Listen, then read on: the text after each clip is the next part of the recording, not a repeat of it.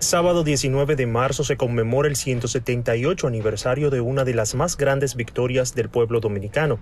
en la que 2.500 hombres armados con machetes, una mínima experiencia, escasa formación militar, pero con una voluntad de independencia inquebrantable, vencieron a 30.000 soldados del poderoso ejército haitiano en la provincia de Azua.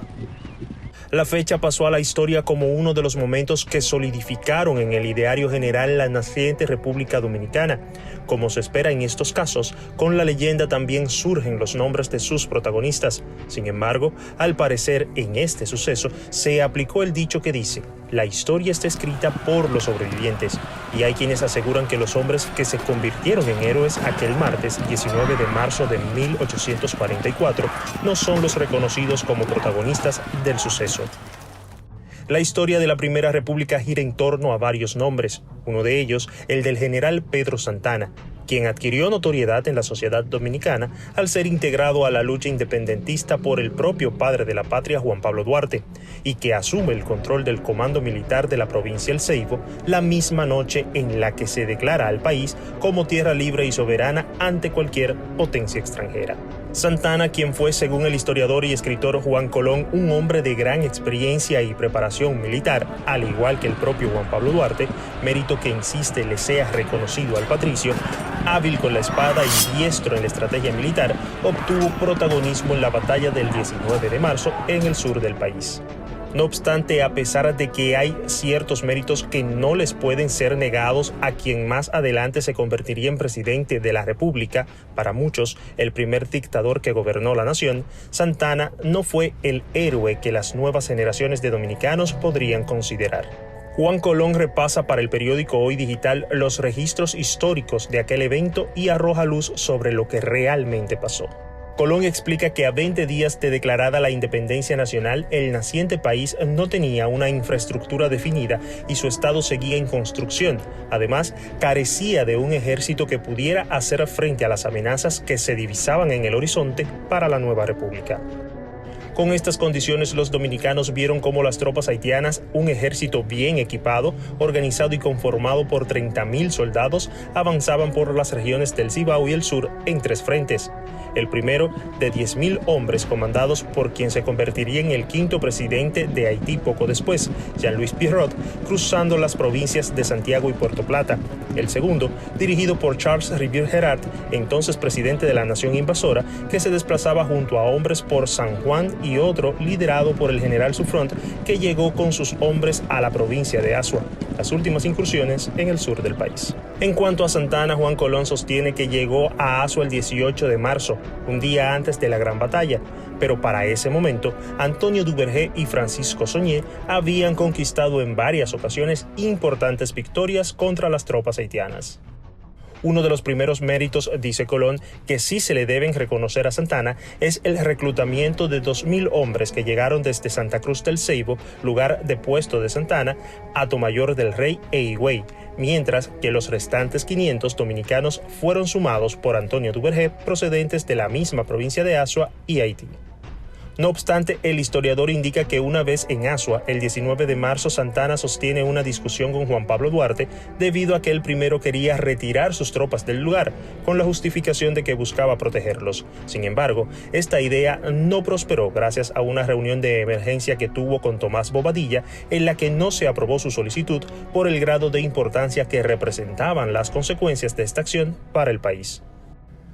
A pesar de que Pedro Santana había sido designado por la Junta Central Gubernativa, primer órgano colegiado del país con carácter provisional que organizó acciones políticas y militares, presidida por Tomás Bobadilla, como la persona que tendría bajo su cargo el comando militar de la zona sur del país para la batalla del 19 de marzo, sus tropas fueron distribuidas bajo el mando de Antonio Duvergé, Manuel de la Reglamota, Vicente Noble y José María Cabral. A este punto, según Juan Colón, Antonio Duvergé se perfilaba como el verdadero protagonista de las acciones militares ejecutadas en Azua, previo, durante y posterior a la batalla del 19 de marzo. Esto, pese a que, en teoría, esta fue dirigida por Pedro Santana. Para la batalla, la asignación dirigida a Santana por la Junta Central Gubernativa fue asumida por Antonio Duvergé, quien, según Colón, fue el militar que libró más batallas por la causa independentista y quien dirigió a los 2.500 dominicanos aquel martes. Al llegar la hora del enfrentamiento, Vicente Noble comandó las tropas dominicanas apostadas en el Camino del Barro en Azua, donde se encontraba la fusilería. Nicolás Mañón dirigió a 200 hombres en la Loma de Resolí y en el centro del pueblo se vieron 2 camiones llenos de hombres que seguían las órdenes de Francisco Soñé y José del Carmen García. Asimismo, en los conucos y las clavelinas habían comandos dirigidos por Matías Vargas, José Lejer y Federico Martínez. Por sus condiciones y menor número frente al ejército haitiano, los héroes del 19 de marzo utilizaron la modalidad de guerra de guerrillas para enfrentarlos. Esta consiste en pequeños grupos armados que emplean ataques móviles que evitan la confrontación directa contra un enemigo mayor y menos ágil. Ante los hechos, es propicio hacerse la pregunta si fue Santana un héroe o no. El historiador Juan Colón señala que en el mundo de los historiadores hay una teoría que ha logrado el consenso. Esta indica que la vida de un hombre no debe ser juzgada por cómo inicia, sino por cómo termina. Santana lo que hizo con las manos lo desbarató con los pies, agrega Colón, aunque lo reconoce como un militar exitoso por la experiencia que adquirió y sus conocimientos en el área militar. Colón no considera a Pedro Santana como uno de los héroes de la batalla del 19 de marzo. Tampoco cree prudente que sus restos permanezcan en el Panteón Nacional, donde yacen los de los demás dominicanos y dominicanas que lucharon por la independencia nacional. Colón recuerda que los restos de Pedro Santana fueron llevados al Panteón Nacional por orden del presidente Joaquín Balaguer. Sin embargo, entiende que esta decisión no fue basada en los méritos del militar, sino en las similitudes que veía el líder reformista en la persona del general. Además, recuerda que Santana se aprovechó de su poder militar para imponer la adición del artículo 210 en la Constitución Dominicana que le otorgaba poderes como presidente, estableciendo que el poder político no debía ser civil sino militar, entre otras cualidades. Asimismo, valiéndose de su autoridad como presidente, Santana exilió a Juan Pablo Duarte, Francisco del Rosario Sánchez y Ramón Matías Mella, declarándolos traidores de la patria, al igual que a otros trinitarios como los hermanos Puello. También manda a fusilar a Francisco del Rosario Sánchez, quien había vuelto al país entrando por Haití para evitar la anexión a España, otra de las acciones ejecutadas por Santana, y a su hermana María Trinidad Sánchez, reconocida como la primera víctima de un crimen político en el país, madre de la patria y quien comparte el mérito junto a Concepción Bona de confeccionar la bandera dominicana. Tristemente, la mayoría de las personas que participaron activamente en la batalla del 19 de marzo de 1844, que consolidó la independencia nacional a 20 días de su proclamación, no han recibido tanto reconocimiento, para bien o para mal, por parte del pueblo dominicano.